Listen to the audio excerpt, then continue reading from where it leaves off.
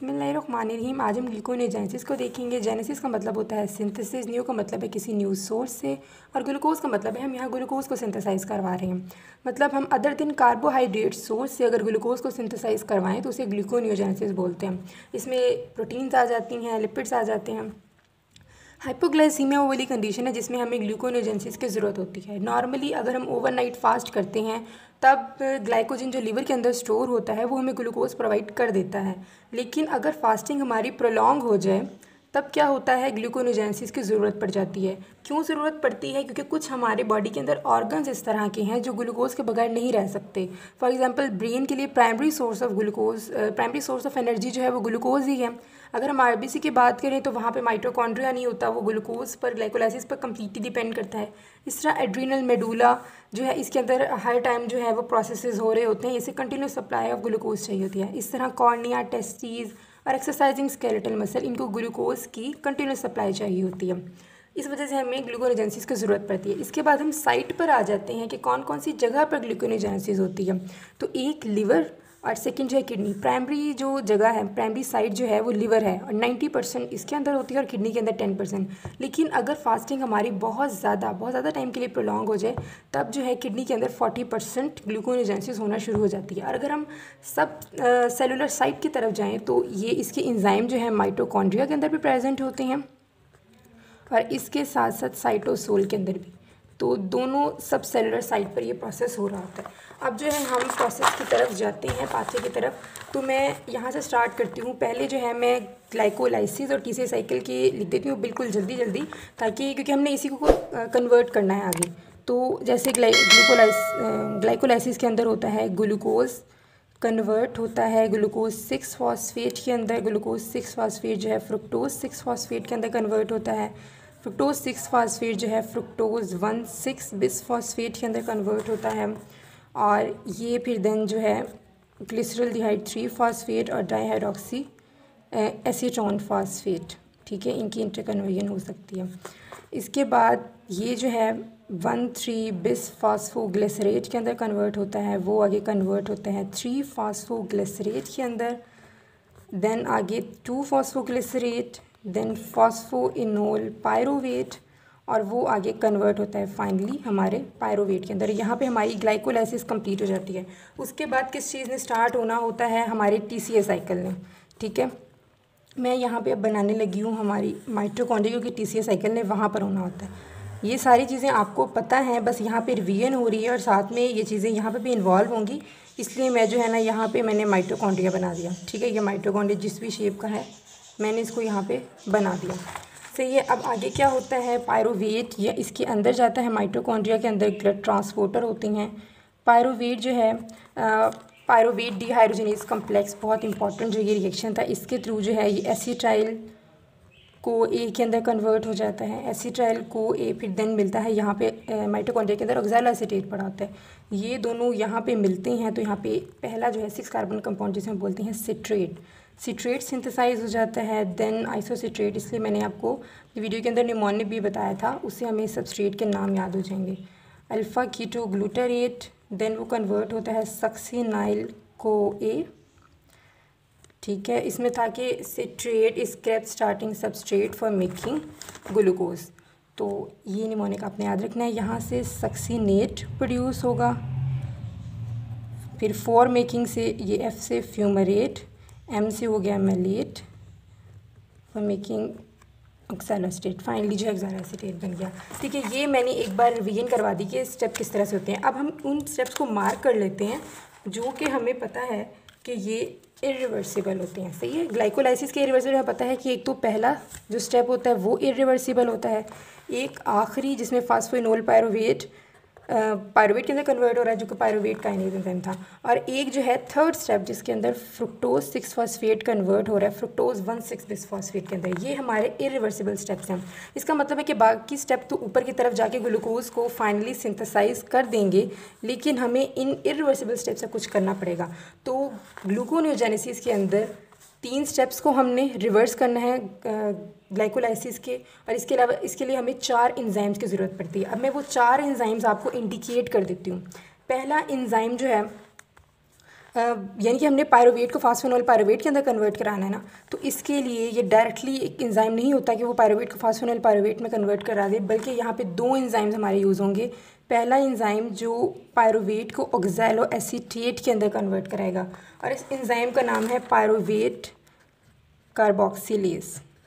Pyruvate carboxylase. अच्छा, जहाँ पे भी कार्बोक्सिलेज का लफ्ज़ आए आपने फ़ौरन क्या चीज़ें डाल देनी है, ABC। ए से मतलब है कि यहाँ ATP चाहिए होगी, बी से मतलब है यहाँ बायोटीन चाहिए होगा, और सी से मुराद है यहाँ पे कार्बन डाइऑक्साइड चाहिए होगी। एक्चुअली प्रोसेस किस तरह से होता है कि हमने यहाँ पे फास्फोराइलेशन करानी होती है, ठीक है, फॉस्फेट ऐड करवाना होता है। तो पहले जो है एंजाइम, बायोटीन और ये कार्बन डाइऑक्साइड का कम्प्लेक्स बन जाता है, जो कि फिर ATP को यूज़ करवाते हुए इस पायरुवेट को ऑक्सैलो एसीटेट के अंदर कन्वर्ट करा देता है। तो ABC यहाँ पे चाहिए होगी, आपने याद रखना है क्योंकि हमने एनर्जी कैलकुलेशन भी करनी है यहाँ पे। तो एक ATP जो है ना यहाँ पे इस एंजाइम के अंदर पायरुवेट कार्बोक्सिलेज के अंदर हमारा यूज़ हो चुका। अच्छा, तो हमारा ऑक्सैलो एसीटेट बन गया था। अब क्या होगा, ये ऑक्सैलो एसीटेट पहले जो है मेलेट के अंदर कन्वर्ट होगा, क्योंकि हमें चाहिए ऑक्सैलो एसीटेट ही। हमने जो एंजाइम यूज़ करना है ना फास्फोइनोल पायरुवेट कार्बोक्सी का, तो उसके अंदर हमने ऑक्सैलो एसीटेट को ही फास्फोइनोल पायरुवेट के अंदर कन्वर्ट कराना है। लेकिन मसला ये है कि ऑक्सैलो एसीटेट के लिए यहाँ पे ट्रांसपोर्टर्स नहीं पड़े होते, इसलिए ये पहले हम इसे कन्वर्ट कराते हैं मेलेट के अंदर। यहाँ पे मेलेट डिहाइड्रोजनेज एंजाइम यूज़ होगा जो कि TCA साइकिल का एंजाइम है। उसे बहरहाल छोड़ें, यहाँ पे मेलेट जो है मेलेट शटल के थ्रू बाहर आएगा, और यहाँ पे जो है हमारे पास दोबारा मेलेट बन जाएगा, मतलब मेलेट हमारा बाहर आ गया। अब मेलेट बाहर आया, बाहर ये दोबारा जो है कन्वर्ट होता है ऑक्सैलो एसीटेट के अंदर, वही एंजाइम जो अंदर यूज़ हुआ था, लेकिन वो साइटोसोलिक था मेलेट डिहाइड्रोजनेज, और यहाँ पे जो ये था माइटोकॉन्ड्रियल मेलेट डिहाइड्रोजनेज, और यहाँ पे साइटोसोलिक मेलेट डिहाइड्रोजनेज होगा। अब यहाँ पे हमारी ग्लूकोनेओजेनेसिस का दूसरा एंजाइम आता है जिसे हम PEPCK या फिर फॉस्फोइनोल पायरुवेट कार्बोक्सी काइनेज कहते हैं। यहाँ पे अब कौन सी चीज़ यूज़ होगी, देखिए, सॉरी ये मैंने कहाँ पे शुरू कर दिया, यहाँ पे करना था फॉस्फोइनोल पायरुवेट के अंदर, ठीक है, सॉरी यहाँ ये नहीं, फॉस्फोइनोल पायरुवेट के अंदर कन्वर्ट कराना है।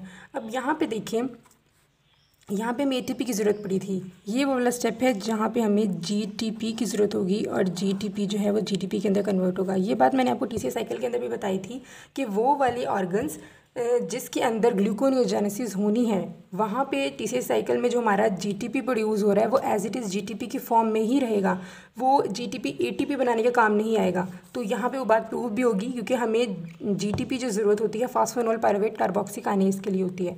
अब फास्फोइनोल पायरुवेट में हमें पता है कि ऑक्सैलो एसीटेट में भी 4 कार्बन है, ठीक है, ऑक्सैलो एसीटेट के अंदर 4 कार्बन है, और फास्फोइनोल पायरुवेट के अंदर कितने कार्बन होते हैं, 3 कार्बन। इसका मतलब है कि हमने एक कार्बन को रिमूव कराना है, और फास्फोइनोल पायरुवेट के अंदर एक फॉस्फेट ग्रुप भी ऐड होता है। तो ये नाम बिल्कुल सही है, फास्फोइनोल पायरुवेट कार्बोक्सी काइनेज, ठीक है। इसके बाद ये स्टेप जो है ऊपर की तरफ जाते रहेंगे यहाँ से, बिल्कुल, क्योंकि ये स्टेप सारे क्या हैं, रिवर्सिबल हैं। यहाँ पे रिवर्सिबल चल रहे हैं, ये सारे रिवर्सिबल हैं। अब मसला यहाँ पे आता है कि जो ये स्टेप में यहाँ पे एंजाइम जो यूज़ हुआ था ना वो इरिवर्सिबल है। फॉस्फोफ्रुक्टोकाइनेज 1 एंजाइम हमारा यहाँ पे यूज़ हुआ था, लेकिन ये एंजाइम जो है इरिवर्सिबल है। तो यहाँ पे अगर हमने इस स्टेप को इसकी तरफ लेके जाना है तो यहाँ पे कौन सा एंजाइम यूज़ होगा, फॉस्फेटेज एंजाइम, क्योंकि हमने इसको तोड़ना है। तो फ्रुक्टोज 1,6-बिस फॉस्फेटेज एंजाइम यहाँ पे यूज़ होगा, जो कि इसे कन्वर्ट करा देगा। इस तरह आगे भी रिवर्सिबल प्रोसेस यूँ चलता रहेगा, लेकिन मसला यहाँ पे आएगा। अब यहाँ पे किस तरह से करेंगे, देखिए, ग्लूकोज 6 फॉस्फेट को हमने तोड़ के ग्लूकोज में कन्वर्ट करना है, तो यहाँ पे फॉस्फेटेज एंजाइम यूज़ होगा। और वो कौन सा फॉस्फेटेज एंजाइम यूज़ होगा, ग्लूकोज 6 फॉस्फेटेज एंजाइम यूज़ होगा। वो एक्चुअली प्रेजेंट होता है हमारी माइटोकॉन्ड्रिया के अंदर। तो यहाँ पे स्मूथ एंडोप्लाज्मिक रेटिकुलम के अंदर होता है। यहाँ मैं स्मूथ एंडोप्लाज्मिक रेटिकुलम शो कर रही हूँ, और यहाँ पे पर्पल कलर से मैं वो एंजाइम को शो कर रही हूँ।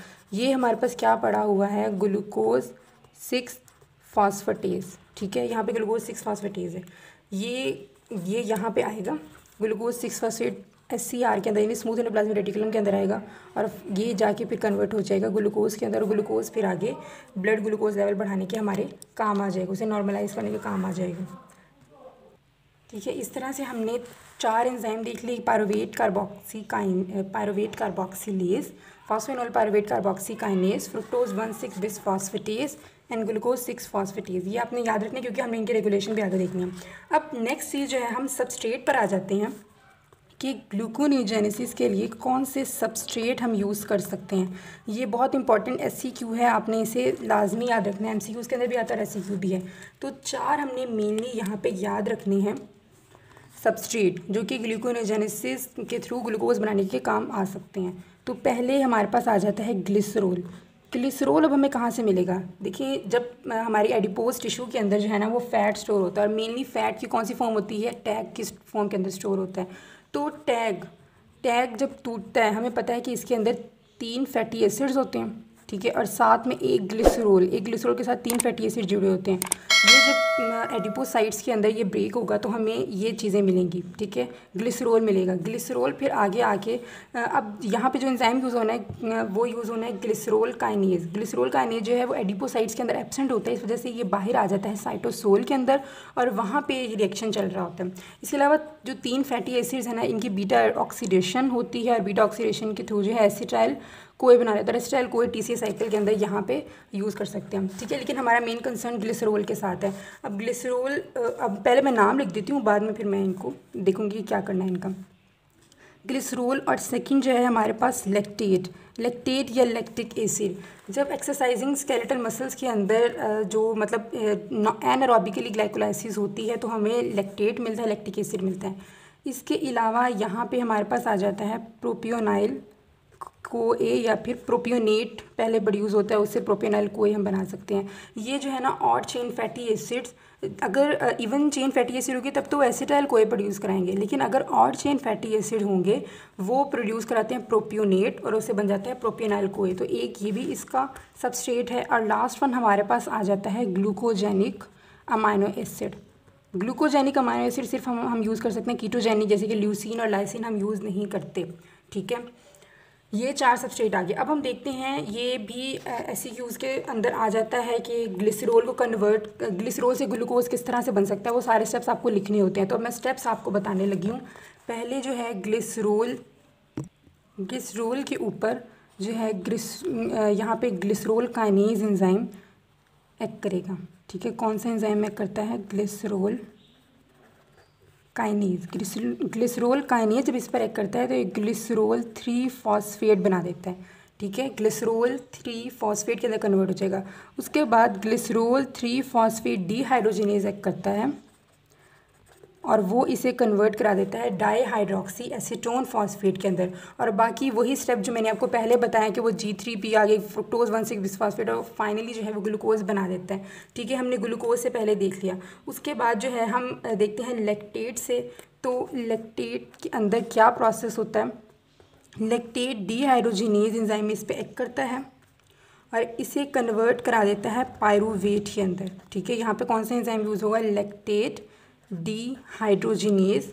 और देखिए डीहाइड्रोजिनेज है तो लाजमी बात है इसने जो है NADH को ये NADH को बनाएगा। तो यहाँ पे वो देख रही हूँ कि यहाँ पे NADH सिंथेसाइज होगा, ठीक है, लैक्टेट डीहाइड्रोजिनेज से। सेकंड से भी हमने देख लिया। उसके बाद हम आते हैं प्रोपियोनाइल को-ए की तरफ, जो कि हमने ऑड चेन फैटी एसिड से सिंथेसाइज कराया था।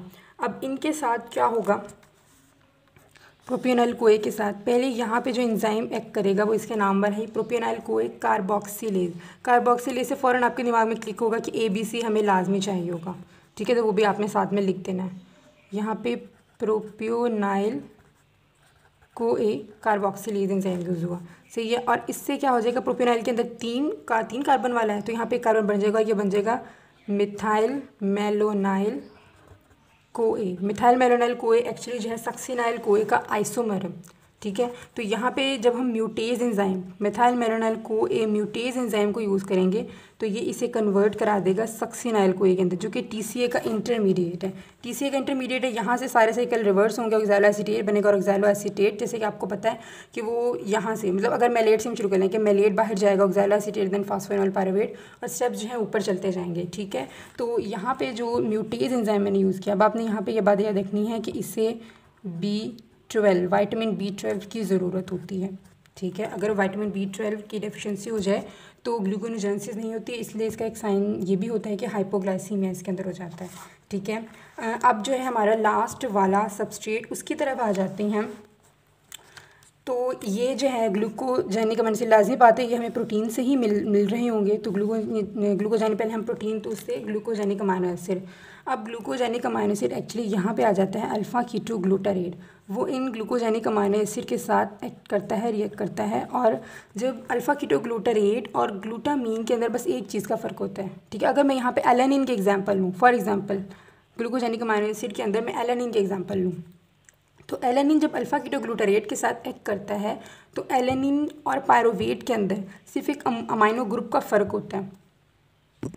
एलानिन के अंदर अमोनिया होता है और पायरोवेट के अंदर नहीं होता। तो एलानिन अपना एक अमाइनो ग्रुप अल्फ़ा कीटोग्लूटारेट को दे देता है और ये कन्वर्ट हो जाता है ग्लूटामेट के अंदर। जब आप प्रोटीन मेटाबॉलिज्म पढ़ेंगे तो आपको ये चीज़ें बिल्कुल क्लियर हो जाएंगी, ठीक है। अल्फ़ा कीटोग्लूटारेट और ग्लूटामीन के अंदर भी अमोनिया ग्रुप का फ़र्क होता है, ग्लूटामेट के अंदर होता है और इसके अंदर नहीं होता, और इनके अंदर भी अमोनिया ग्रुप का। तो ये अपना अमोनिया ग्रुप जो है वो अल्फ़ा कीटोग्लूटारेट को दे देता है और वो ग्लूटामेट के अंदर कन्वर्ट हो जाता है, जो कि एक अमाइनो एसिड है। इसका हम ये कह सकते हैं कि अल्फ़ा कीटोग्लूटारेट एक मॉडिफाइड अमाइनो एसिड के अंदर कन्वर्ट हो जाता है, ठीक है। मॉडिफाइड अमाइनो एसिड के अंदर कन्वर्ट हो जाता है। और जो एलानिन है वो कन्वर्ट हो जाएगा हमारा पायरोवेट के अंदर, ठीक है, पायरोवेट। तो हम ये कह सकते हैं कि यहाँ मॉडिफाइड कीटो एसिड प्रोड्यूस हो गया, क्योंकि पायरोवेट एक मॉडिफाइड कीटो एसिड है। तो यहाँ पे मैं भी ये भी लिख सकती हूँ मॉडिफाइड कीटो एसिड। अब देखिए पायरोवेट फिर आगे जो है ऑक्सैलो एसीटेट के अंदर कन्वर्ट होगा और ऑक्सैलो एसीटेट फाइनली जो है ऊपर की तरफ जाना शुरू हो जाएगा। तो ये हमने 4 सबस्ट्रेट पढ़ ली और देख लिया कि किन मैकेनिज्म्स के थ्रू, किन स्टेप्स के थ्रू ये आगे जा रहा है, और आपने इनको लाजमी याद रखना है, एमसीक्यूज़ के लिए इंपॉर्टेंट है। अब हम जी इनकी एनर्जी कैलकुलेशन कर लेते हैं, सही है। एनर्जी कैलकुलेशन कुछ मैंने आपको पहले भी बताया है कि जब ऑक्सैलो एसीटेट, मतलब कि हम पायरोवेट से ऑक्सैलो एसीटेट बना रहे होंगे तो यहाँ पे हमें एक एटीपी की ज़रूरत होगी। तो एक एटीपी यहाँ पे यूटिलाइज़ हो गया। ये बात आपने याद रखनी है कि ग्लूकोनेजेनेसिस जो है इसके अंदर बहुत ज़्यादा एटीपी की ज़रूरत होती है, तो यहाँ पे ज़्यादा यूटिलाइज़ ही होंगे। तो ये एक एटीपी यहाँ पे हमारा यूटिलाइज़ हुआ। उसके बाद जब हम यहाँ पे गए तो यहाँ पे क्या यूज़ हुआ, एक जीटीपी यूज़ हुआ। तो एक एटीपी एक जीटीपी हमारा यूज़ हो चुका है अब तक। उसके बाद हम आगे जाते हैं। आपको याद होगा कि जब हम ग्लाइकोलाइसिस कर रहे थे तो 1,3-बिसफॉस्फोग्लिसरेट से जब 3-फॉस्फोग्लिसरेट बन रहा था तो एक एटीपी यूटिलाइज़ हो रहा था। लेकिन अगर हम रिवर्स डायरेक्शन के अंदर जाएंगे तो जाहिर है यहाँ पे एक और एटीपी हमारा यूज़ होगा, ठीक है। 3-फॉस्फेट यानी कि एक फॉस्फेट था यहाँ पे और यहाँ पे 1,3-फॉस्फेट है, तो एक एटीपी हमारा यूज़ हुआ। तो एक एटीपी हमारा यहाँ पे यूज़ हो गया। अब तक हमारे कितने 2 एटीपी यूज़ हो चुके हैं और एक जीटीपी यूज़ हो चुके हैं। उसके बाद आपको ये पता होगा कि जब हम G3P से 1,3-बिसफॉस्फोग्लिसरेट बना रहे थे तो यहाँ पे हमारा एक NADH प्रोड्यूस हुआ था। लेकिन अगर हम रिवर्स में जा रहे हैं तो एक हमारा NADH यहाँ पे यूज़ होगा, सही है। तो अब तक क्या हो चुका है, मैं नेक्स्ट पेज पर इसको लिख लेती हूँ। लेकिन अब ये देखिए यहाँ तक हम पहुँचे हैं एक G3P। अगर हमने ग्लूकोज बनाना है तो ऐसे हमें 2 स्टेप चलाने पड़ेंगे। इसका मतलब है कि जो भी एनर्जी कैलकुलेशन करेंगे हमें उसे डबल करना होगा एक मॉलिक्यूल ऑफ ग्लूकोज के लिए। तो ये बात अपने जहन में रखनी है, सही है। अब हमने क्या कैलकुलेट किया था, 2 ATP हमें चाहिए, सही है, एक हमें चाहिए GTP और एक ही हमारा जो है NADH यूज़ हुआ था, ये हो गया। लेकिन अगर हम ग्लूकोज के लिए बात करें कि एक मॉलिक्यूल ग्लूकोज बनाना है तो हमें 4 ATP करने पड़ेंगे, 2 GTP यूज़ होंगे और 2 ही हमारे NADH यूज़ होंगे। तो यहाँ ये जो है हमारी एनर्जी कैलकुलेशन है, 4 ATP, 2 GTP और 2 NADH। अगर हम ये भी कह सकते हैं कि अगर हम GTP को ATP ही कंसीडर कर लें तो हम ये कह सकते हैं कि 6 ATP और 2 NADH हमारे यहाँ पे यूज़ हुए हैं। तो ये हमारी एनर्जी कैलकुलेशन है, ठीक हो गया।